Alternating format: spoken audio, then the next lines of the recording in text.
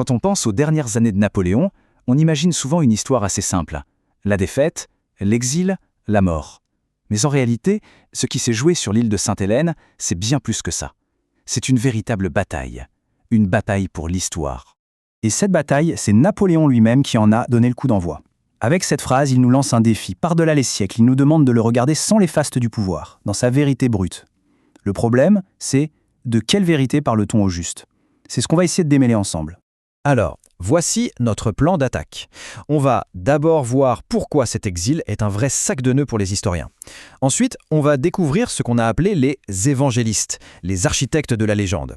Puis, on se penchera sur une autre version, beaucoup plus discrète, celle des valets. L'un d'eux en particulier va nous intéresser. Et tout ça nous amènera à une question plus large. Au fond, comment est-ce que l'histoire s'écrit ? Il faut bien se rendre compte que pendant très très longtemps, essayer de comprendre ce qui s'est passé à Sainte-Hélène, c'était un peu comme naviguer dans un brouillard hyper épais. Il y avait de la passion, des partis pris, des sources qui disaient tout et son contraire. Bref, impossible d'y voir clair. Et voilà le cœur du problème. Les gens qui étaient là, sur cette île perdue avec lui, ont tous laissé des témoignages. Le souci, c'est que ces témoignages ne collent pas. Il n'y a pas une seule histoire de Sainte-Hélène, mais bien plusieurs qui s'affrontent et se contredisent. Bon alors, qui sont les premiers à prendre à la parole? Ce sont les compagnons de haut rang de Napoléon. Ce sont eux qui vont écrire la version officielle de l'histoire, celle qui va devenir la plus connue. On les appelle les évangélistes de Sainte-Hélène. Il s'agit de 4 hommes, principalement Lascaz, Gourgaud, Montholon et Bertrand. Attention, leur but n'était pas de tenir un simple journal de bord, non.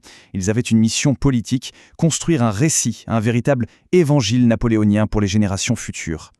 Et dans le lot, il y a un livre qui va avoir un succès planétaire, le fameux Mémorial de Sainte-Hélène de Lascaz. C'est un best-seller absolu.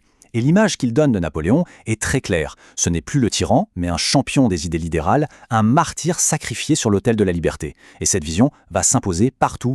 Sauf qu'il y a un hic et un gros. Très vite, des voix s'élèvent, comme celle de l'historien Lord Rosebery, qui lâche cette phrase terrible.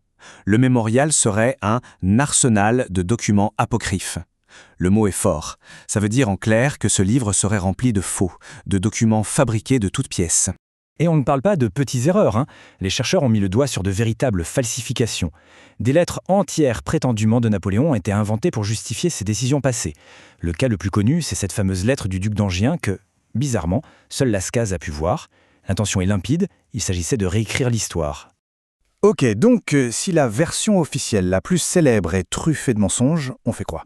Vers qui on se tourne? Eh bien, les historiens, avec le temps, se sont intéressés à d'autres témoins, des gens dont la voix était restée dans l'ombre pendant des décennies.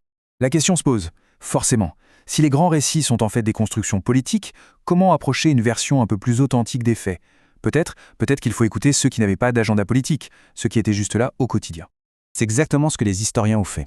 Ils ont appelé ces témoignages les évangiles apocryphes. En gros, c'est l'envers du décor. Les mémoires des domestiques, des serviteurs.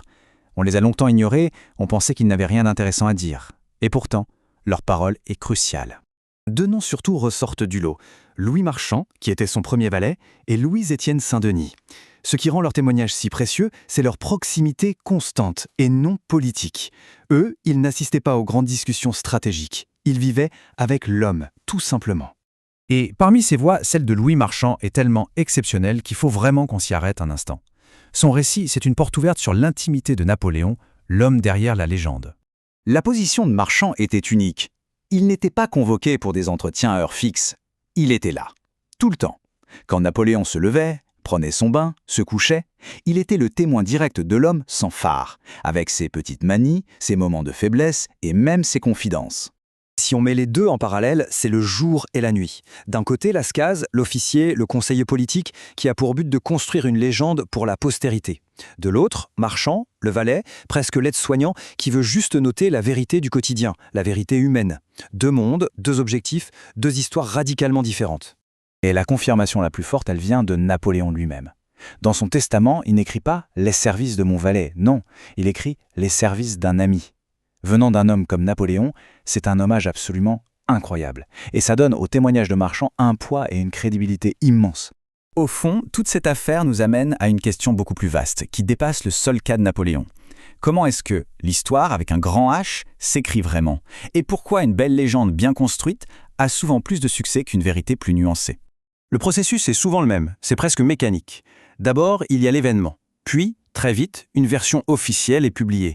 Elle est forte, elle est séduisante, elle devient un best-seller et la légende prend racine. Ce n'est que bien plus tard que d'autres voix, les vérités cachées, font surface. Et c'est là que le vrai travail de l'historien commence, confronter, comparer, critiquer. Au final, l'histoire de Sainte-Hélène, c'est une formidable leçon d'histoire. Elle nous rappelle que la vérité historique, ce n'est jamais un monolithe, c'est plutôt une mosaïque, faite de plein de morceaux. Et pour la comprendre, il faut écouter toutes les voix, surtout celles qu'on a jugées, à tort, trop insignifiantes. Ce qui nous laisse avec une dernière interrogation. Pour la route, qu'est-ce qui définit vraiment un grand personnage historique? Est-ce que c'est la légende brillante qu'on bâtit autour de son nom, ou est-ce que ce sont toutes ces petites vérités humaines, complexes, qu'on a si souvent préféré oublier? La question reste posée.